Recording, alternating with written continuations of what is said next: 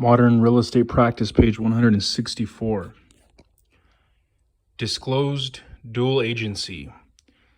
Although a conflict of interest still exists, disclosure is intended to minimize the risk for the broker. The disclosure alerts the principals that they might have to assume greater responsibility for protecting their interests than they would if they had independent representation. Because the duties of disclosure and confidentiality are sometimes limited by mutual agreement, they must be carefully explained to the parties in order to establish informed consent. In practice, a real estate broker is the agent for the owner of a condominium.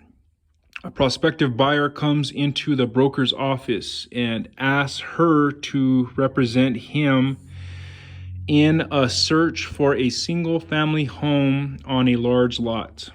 After several weeks of activity, including 2 offers unsuccessfully negotiated by the broker, the prospective buyer decides to make an offer on a condominium that he has seen on the broker's website.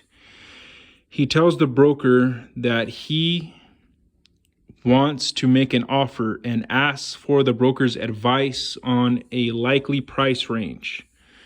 The broker is now in the difficult position of potentially being a dual agent. The broker explains what would be her role as a dual agent to both the condo seller and the prospective buyer. Both agree that she should represent both of them, and both sign the agency disclosure form required by the state. The broker now represents both the seller, who naturally is interested in receiving the highest possible price for the condominium, and the buyer, who is interested in making a successful low offer. Undisclosed dual agency. A broker may not intend to create a dual agency. It might occur unintentionally or inadvertently.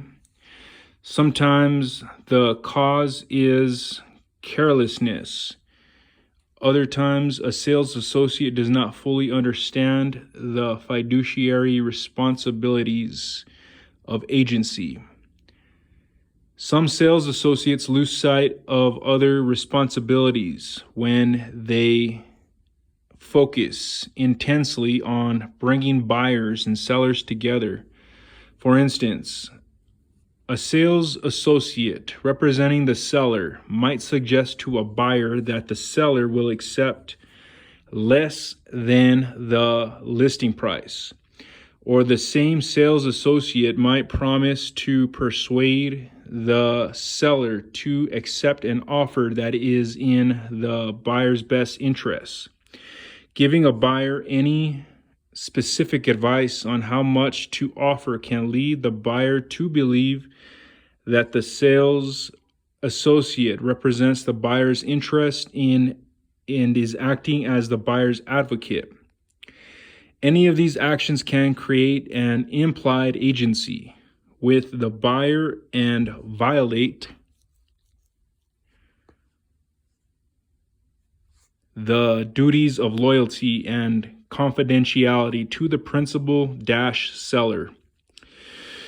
Because neither party has been informed of the situation and given the opportunity to seek separate representation, the interests of both are jeopardized. This undisclosed dual agency violates licensing laws.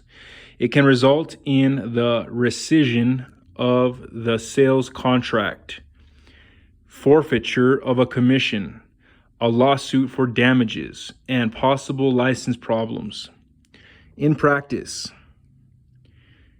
in the situation described earlier, If the broker doesn't tell the prospective buyer that she represents the seller of the property, she will be an undisclosed dual agent. The broker has two options.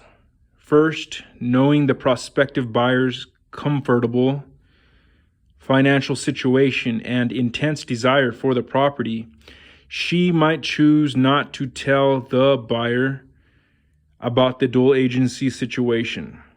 Instead, she could tell him that the condominium's owner will accept nothing less than the full asking price. While this will ensure that the broker receives the maximum possible commission, it will also subject her to severe penalties for violating the state's licensing laws. Alternatively, she can disclose her relationship with the seller, and then she has several options. She could work out a dual agency agreement with both parties in which she legally represents both parties' interests. She could refer the buyer to another broker, enabling her to avoid even the appearance of a conflict of interest. She could also leave the buyer unrepresented. Page 165. Designated agency, also called assigned agency or appointed agency, is available in some states to accommodate an in-house sale in which two sales associates of the same broker are involved. The broker designates one sales associate to represent the seller and another sales associate to represent the buyer. Thus, a designated agent, or designated representative is the only sales associate in the company who has a fiduciary responsibility toward the principal. When one sales associate in the company is a designated agent, the other sales associates are free to represent through the broker the other party in a transaction. Disclosure of the designated agent status of the sales associates to both parties is required, as is the consent of both parties to the arrangement. Non-agency. A non-agent, also called a transaction broker, facilitator, transaction coordinator, or contract broker, is not an agent of either party. A non-agent's job is simply to help both the buyer and the seller with the necessary paperwork and formalities involved in transferring ownership of real property, what may be referred to as ministerial acts. The non-agent is expected to treat all parties honestly and competently, to locate qualified buyers or suitable properties to help the parties arrive at mutually acceptable terms without acting on behalf of either side, and to assist in the closing of the transaction. The non-agent is equally responsible to both parties and must disclose known defects in a property. However, the non-agent may not negotiate on behalf of either the buyer or the seller and must not disclose confidential information to either party. The buyer and the seller negotiate the sale without the services of the real estate agents, though one or both parties may be represented by an attorney during the process. Termination of agency.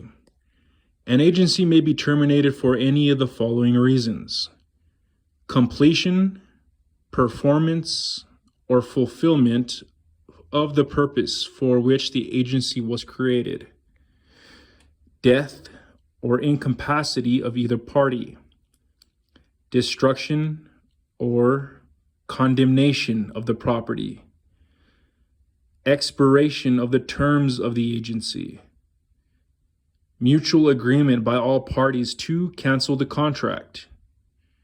Breach by one of the parties. By operation of law, as in bankruptcy of the principal. Bankruptcy terminates the agency contract and title to the property transfers to a court-appointed receiver. An agency coupled with an interest cannot be revoked by the principal acting alone, and it is not terminated upon the principal's death. The agency coupled with an interest will occur. For example, when a real estate agent is made a part owner of a property that is the subject of a transaction, even though an agency relationship has terminated, the fiduciary responsibilities of the agent, such as the duty of confidentiality, might continue.